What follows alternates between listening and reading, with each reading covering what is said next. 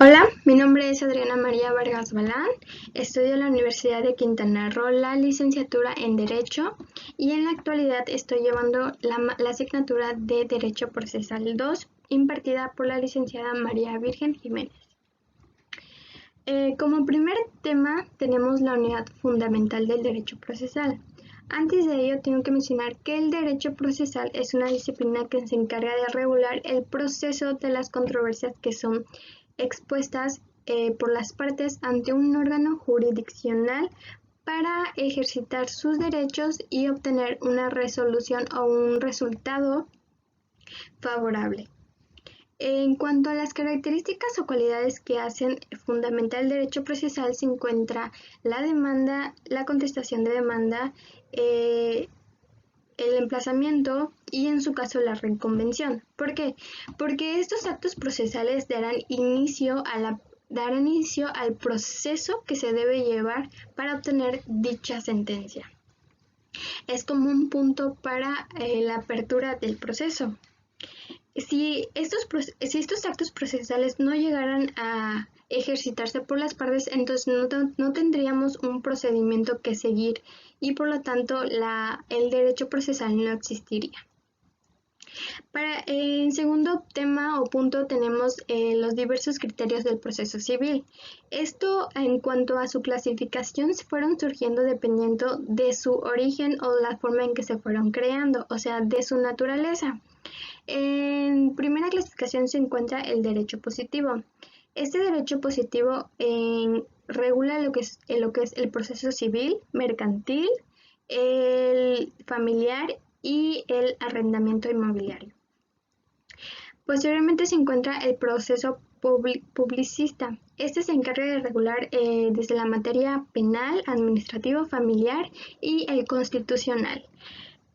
Posteriormente sigue también el proceso de justicia social, a que ellos con el paso del tiempo y la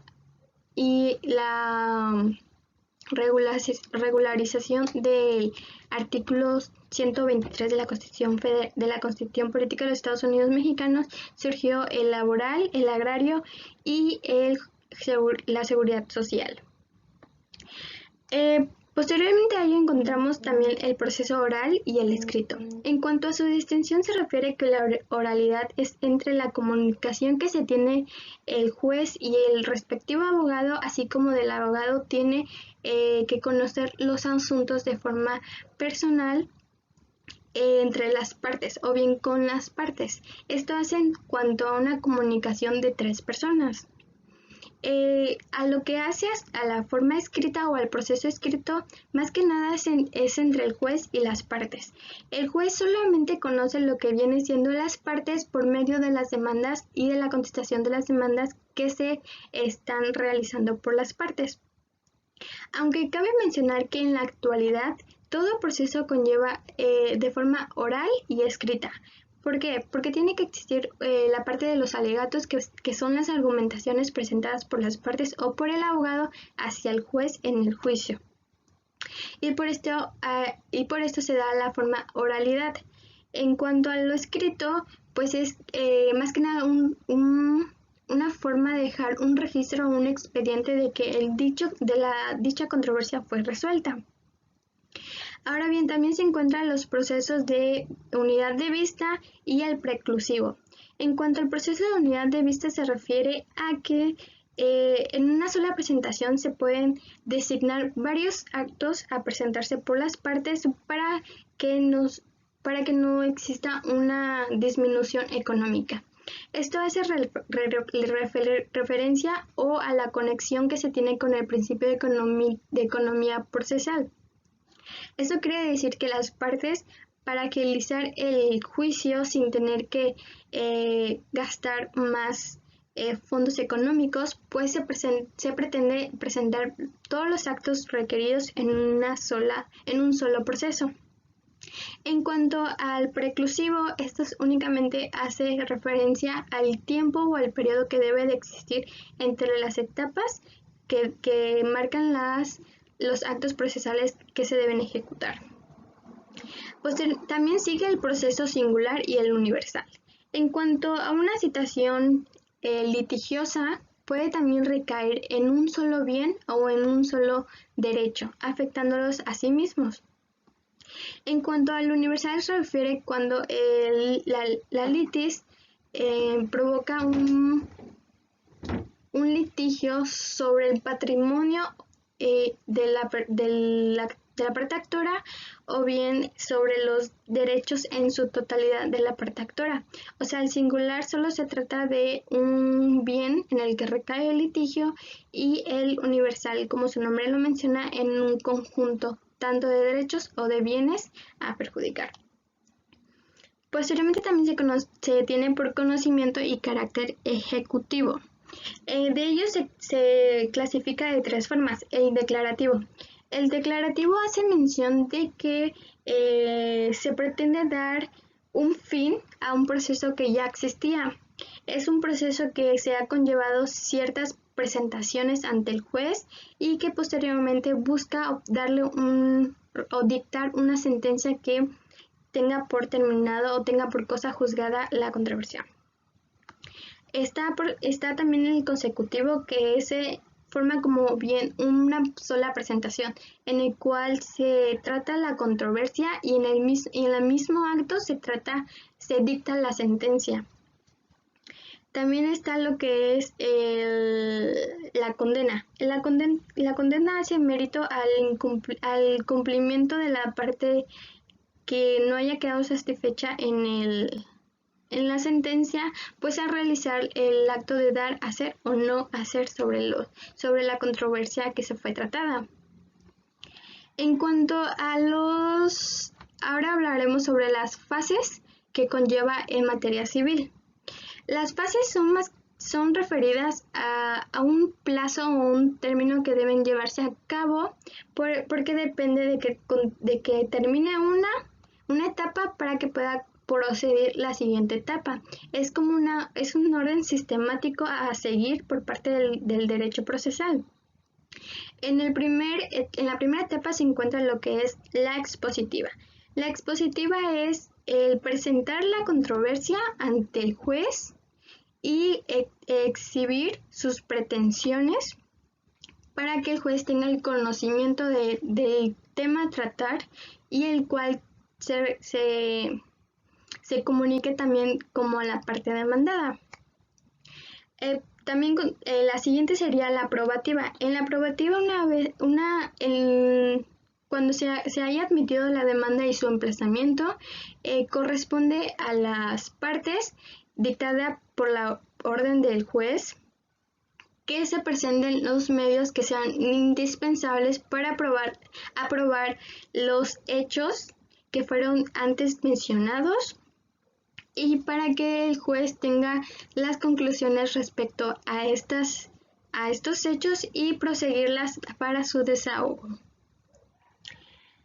En cuanto a la etapa conclusiva, se refiere a que el juez ya admitió la demanda, ya emplazó la demanda para el demandado y esta su contestación. Las partes presentaron lo que son los medios probatorios, el juez hizo la admisión de las demandas y posteriormente su desahogo, llegando a la parte conclusiva. La parte conclusiva viene siendo la conclusión que se hizo el juez para determinar la sentencia con base a las pretensiones y los medios probatorios que se fueron otorgados. En la parte conclusiva se dará la definición del problema resuelto. En caso de que una de las partes no quede satisfecha por la sentencia o bien se haya encontrado una falla en esta sentencia, se traspasará a la etapa impugnativa.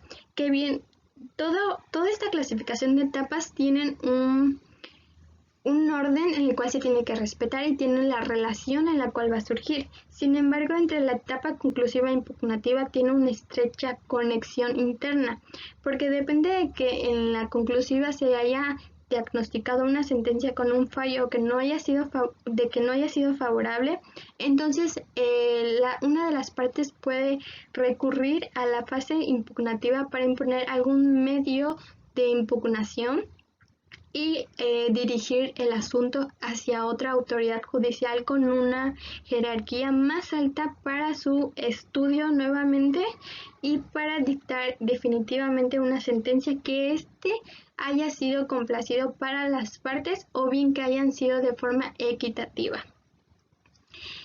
Por último tema tenemos sobre los actos prejudiciales. Los actos prejudiciales son denominados como diligencias. Estas diligencias son llevadas a cabo en el proceso con anterioridad. Esto es para garantizar más que nada el derecho que tiene la parte quien lo presenta, o siendo un particular o bien una autoridad judicial, para salvaguardar el derecho que se presume vulnerable o bien sobre el bien que viene siendo también vulnerable. En estos casos también se forman en una clasificación. La primera se encuentra entre los medios preparativos del juicio general. En cuanto al juicio general, el Código de Procedimientos Civiles del Estado Libre y Soberano de Quintana Roo lo regula en su artículo 194, llevando a cabo unas aproximadamente 8 fracciones en las cuales dicta en qué casos se puede abrir el juicio general. Un ejemplo de ello sería el que se presume que viene siendo heredero debe presentar antes que nada un testamento para que se pueda iniciar el procedimiento. Por consiguiente, se encuentra la separación de las personas como un acto prejudicial. Este punto o este medio como acto prejudicial viene siendo sumamente sobresaliente porque tiene una relación o su naturaleza depende del derecho familiar. En cuanto a la separación de los cónyuges o de las concubinas, esto hace referencia a de que si se encuentra una persona en un estado de violencia familiar y busca la nulidad del matrimonio o bien la separación del matrimonio, podrá acudir a esta separación como acto prejudicial para prevenir más que nada la posible violencia que vaya ejercida hacia su persona, o en su caso un secuestro de menores que posiblemente la actora haya considerado. Luego siguen los actos para la preparación del juicio arbitral. En cuanto a su concepto, viene siendo similar al juicio general, pero en esta ocasión lo que hace la preparación es designar como árbitro a una persona, y si las partes no están en una contienda de no designar al árbitro, entonces entra este medio, en el cual el juez tendrá que designar cuál es el juez del juicio a llevar. En este caso, el juicio arbitral tiene como característica tener una sentencia definitiva y no permite un recurso para su impugnación, por decirlo así. En este juicio, aun cuando sea más ágil y un poquito más accesible, es recomendable llevar a cabo un juicio procesal, un juicio general. Luego existen también las preliminares de consignación. La consignación hace mérito a la entrega del bien. El Código de Procedimientos Civiles de Quintana Roo también regula la consignación. En cuanto hace a esto, regula en tres personas. La primera, que el acreedor no quiere recibir o se rehúse a recibir el bien en cuanto al acreedor sea incapaz o se desconozca la calidad del acreedor. En cuanto a mi criterio, debería mencionar que cuando el acreedor se rehúse a aceptar el bien, no puede, sería un juicio necesario porque el acreedor está manifestando tácitamente que la entrega Si la entrega del bien no la quisiera, no hace un daño o un prejuicio a su patrimonio. Entonces, el llevar a cabo un juicio por parte del deudor sería un poco innecesario. En cuanto al aspecto del deudor, si el deudor quisiera llevar a cabo este juicio, desde luego que sí se podría llevar, pero no sería como un juicio innecesario, porque en cierta manera también libera al deudor. Por último se encuentran las providencias precautorias. Estas hacen referencias más que nada al embargo y al arraigo, o bien también el embargo también denominado como secuestro provisional. Esto también lo regula el Código de Procedimientos Civiles de Quintana Roo, y una de las fracciones es de acuerdo al secuestro de bienes, en las cuales el acreedor o la parte actora considere que su demandado pretende hacer enajenación de sus bienes o bien las oculte, o peor aún que la parte demandada sea ausente para el proceso judicial. Como conclusión puedo decir que en cuanto a los actos que deben iniciarse en el proceso son sumamente importantes, porque de no ser así no existiría el derecho procesal. También la regulación o el ordenamiento en el que están compuestos respecto a sus fases son comprensibles, pues estos duran el tiempo el tiempo que sea necesario, y tienen que empezar después o dependiendo de que termine la otra, porque tienen una relación muy estrecha. En cuanto a los actos prejudiciales, es un tema en el cual no habíamos contemplado y que son sobresalientes, desde luego, en cuanto a que son actos que se pueden llevar mucho antes del juicio. Es como un beneficio para la parte actora el salvaguardar sus derechos. Esto sería todo de mi parte, y muchas gracias por presenciar esta exposición.